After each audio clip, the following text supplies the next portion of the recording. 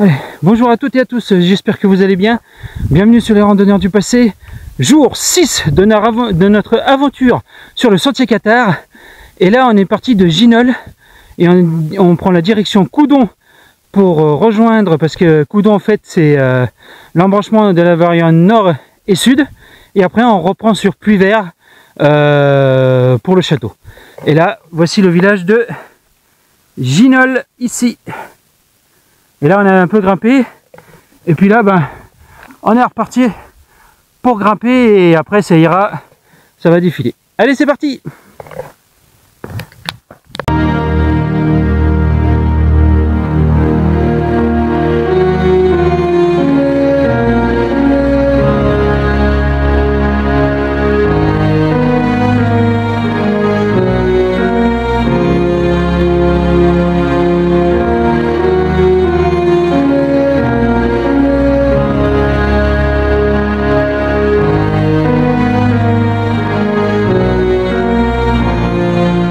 Donc, comme je vous ai dit, ce matin, on est parti de Ginol. Et là, on a une vue sur Ginol et Quillan, d'où qu'on est arrivé hier. Regardez ça. Ici, Ginol, Quillan ici. Magnifique vue avec les montagnes de tout derrière là. Voilà, tout ça, ce qu'on a fait jusqu'ici. Ah, c'est super, hein, je vous dis, hein, c'est on en chie, mais c'est super. Ça nous remet en question, ça nous libère. C'est génial quoi. Allez, on est reparti par là. Bon, ça y est, nous sommes à Coudon, à l'embouchure des deux variantes. Regardez, Nebia, Sentier Nord et le Sud. Donc nous maintenant, direction par là. Allez, go Puyvert.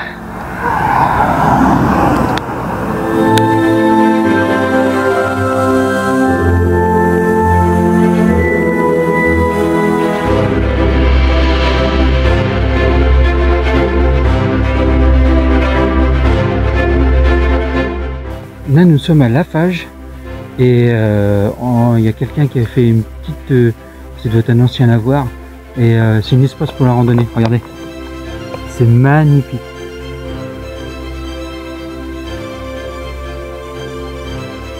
Là. Donc on va se reposer un peu, remplir nos gourdes, et puis après on reprend la route. Allez. Ce que vous voyez ici, c'est entre guillemets la route pavée qui va au château de Puyvert. Bon bah c'est au bout de 1000 ans, ça commence à bouger. Bon, il y a des gros cailloux déjà, mais avant vous avez bien déposé les cailloux pour peut-être passer les chariots. Ouais, je vous sais, parce que là on vient de monter une sacrée montée aussi là, et donc là on prend la direction du château de Puyvert. Allez.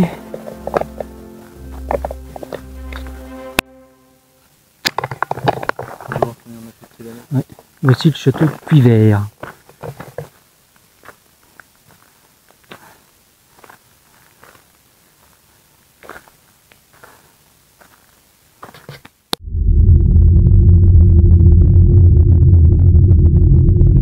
Le château de Puyvert date du XIe siècle. Simon de Montfort s'en empara à l'automne 1210 après 3 jours de siège domine sur son monticule à 583 mètres d'altitude le village de Puyvert en contrebas. Il est à la frontière de l'Aude et de l'Ariège. Au Moyen-Âge, il commandait cette région nommée le Kharkov et appartenait aux Gongost, famille d'hérétiques vassale du comte de Foix. Le chef Bernard était l'époux d'Alpaïs, sœur de Raymond de Pereira, seigneur de Montségur. Ils mourront consolés, assistés de la noblesse du pays. Alpaïs dans sa famille en 1208, Bernard à Montségur en 1232. Quand les soldats croisés arrivèrent à Puyvert, ils venaient d'assiéger Thermes qui avaient dû se rendre et avaient pris sur leur passage plusieurs châteaux désertés par leurs habitants. Après la chute des forteresses comme Minerve et Thermes qui paraissaient invulnérables, la panique s'était emparée des châtelains gagnés au catharisme qui fuyaient ou se rendaient sans trop de résistance. À l'approche de l'armée redoublant de Montfort, Puyvert, qui ne devait pas être en mesure de s'opposer par les armes aux croisés, se soumit rapidement et la garnison fut massacrée. C'est Lambert de Thury, compagnon de Montfort, qui prit possession du château. Ensuite, Thomas Pons de Bruyères en hérita ainsi que du Carcob, et cette famille fera de Puyvert comme de Chalabre sa résidence. Thomas IV fera agrandir et embellir Puyvert en 1310, après son mariage avec Isabeau Melun, qu'on peut encore voir leur blason à l'entrée du donjon et à la clé de voûte de la salle de musique. Puyvert par la suite passa par alliance aux voisins, aux Levis, aux Joyeuses. En 1680, Louis XIV érige Puyvert en marquisat, et au XIXe siècle, Isabelle, fille de Nathalie de Bruyères et du comte Montléon Narbonne, épousa le marquis de Puyvert. Une descendance directe de Thomas Pons de Bruyères, vainqueur de 1210, revenait au château. Le château actuel succéda à la forteresse féodale. L'ancêtre et ses tours et le donjon sont postérieurs à la croisade. Jadis, ce château, en ligne heureuse et doté de moyens de bien vivre, se mirait dans les eaux du lac dont les digues cédèrent en 1279. Ils étaient le rendez-vous des troubadours, des seigneurs cultivés, et favorisaient les arts et la poésie. C'est dans la grande cour d'honneur que se tenaient les fêtes, les tournois et assemblées, éclairés au flambeau. Les jeunes vicomtesses de Narbonne y séjournaient l'été. Le troubadour Père d'Auvergne y conta des poèmes, dont un pour son ami Émorgarde de Narbonne vers 1150. Le château fut vendu à la Révolution, puis laissé à l'abandon. Voilà, donc l'histoire du Puyvert. Pas mal.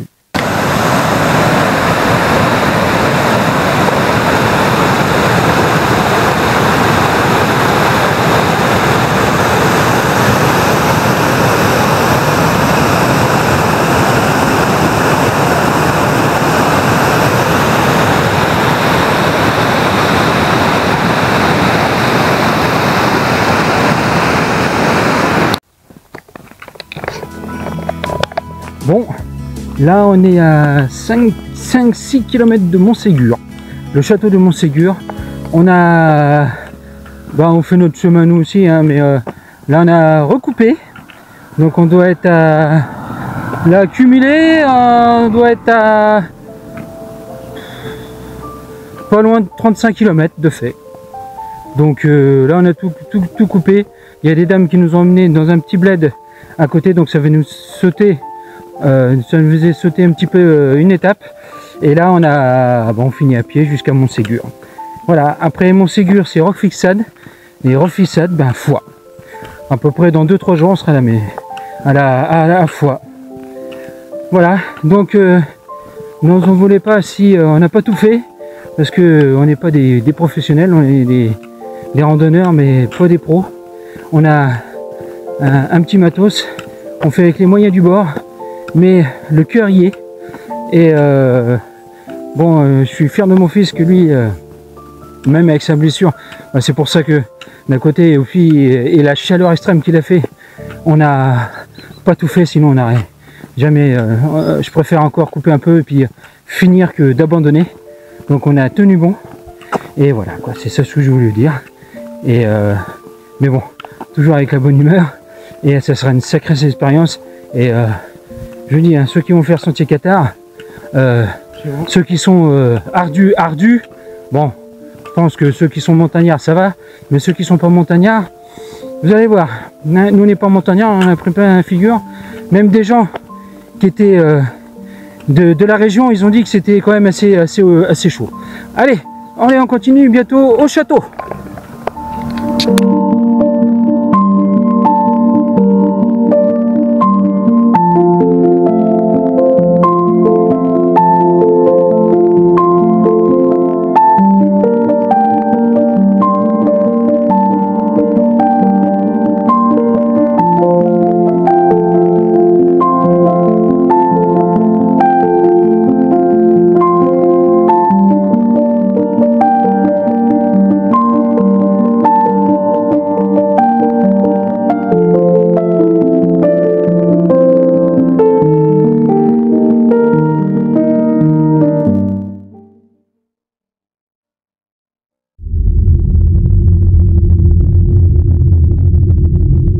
Qu'est-ce que la doctrine cathare? La doctrine cathare, comme l'édition appelée cathare, c'est-à-dire aux exigences chrétiennes de pauvreté, de pureté et d'amour qui traversent l'Église en cette période du Moyen-Âge, en réaction contre les abus de certains membres du clergé.